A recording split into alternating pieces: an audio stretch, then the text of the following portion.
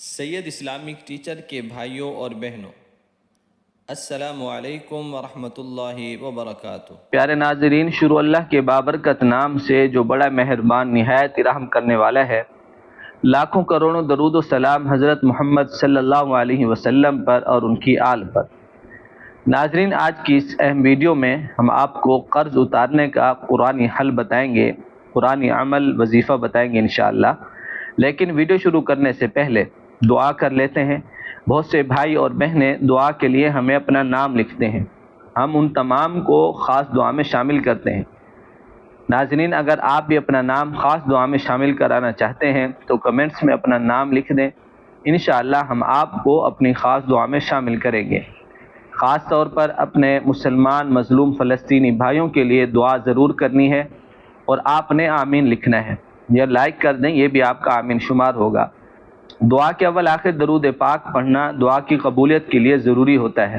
حدیث پاک میں آتا ہے، جس کا مفہوم ہے کہ جس دعا کے شروع میں اور آخر میں درود پاک پڑھا جاتا ہے، اللہ رب العزت کی بارگاہ میں وہ دعا قبول کی جاتی ہے، اور جس دعا کے اول آخر درود پاک نہ پڑھا جائے وہ دعا راستے میں ہی رہ جاتی ہے۔ اس لیے آپ جب بھی دعا کریں اول آخر لازمی درود پاک پڑھ لیا کریں۔ اللہم صلی علی محمد وعلی آل محمد کما صلیت علی ابراہیم وعلی آل ابراہیم انک حمید مجید۔ اللہم بارک علی محمد وعلی آل محمد کما بارکت علی ابراہیم وعلی آل ابراہیم انک حمید مجید۔ اے اللہ، تو رحیم ہے، کریم ہے، ہم بے بس گناہ گار آپ سے التجا کرتے ہیں، فلسطین کو آزادی عطا فرما، ان مظلوموں بے بسوں کی غیبی مدد فرما، تیری مدد کے منتظر ہیں کتنے بھائی بہنیں، بوڑھے جوان اور معصوم بچے۔ اے اللہ، ان پر ظلم ہو رہا ہے، تو ہی کوئی فوج، کوئی اپنا لشکر بھیج دے، ان کی حفاظت فرما، مدد فرما۔ اے میرے پروردگار، جو بھائی اور بہنیں اس وقت ہمیں سن رہے ہیں اور جنہوں نے دعا کے لیے اپنے نام لکھے، مجھ سمیت سب کے صغیرہ کبیرہ گناہ معاف فرما، سب کی ہر جائز حاجت کو پورا فرما، سب کو کشادہ برکتوں والا رزق اور روزگار عطا فرما، بے اولادوں کو نیک صالح اولاد کی نعمت عطا فرما، جن بھائیوں کے اور بہنوں کے رشتوں میں رکاوٹیں ہیں، اے اللہ سب رکاوٹیں ختم فرما کر نیک رشتے عطا فرما۔ ان دعاؤں کو نبی صلی اللہ علیہ وسلم کے طفیل قبول فرما، آمین یا رب العالمین۔ اللہم صلی علی سیدنا و مولانا محمد وبارک وسلم۔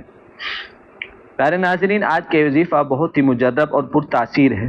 اگر آپ نے ہمارے بتائے ہوئے طریقے کے مطابق اس عمل کو کر لیا، انشاءاللہ چند ہی دنوں میں چاہے پہاڑ جتنا قرض بھی اگر کسی پر ہوگا، اس عمل کی برکت سے اتر جائے گا۔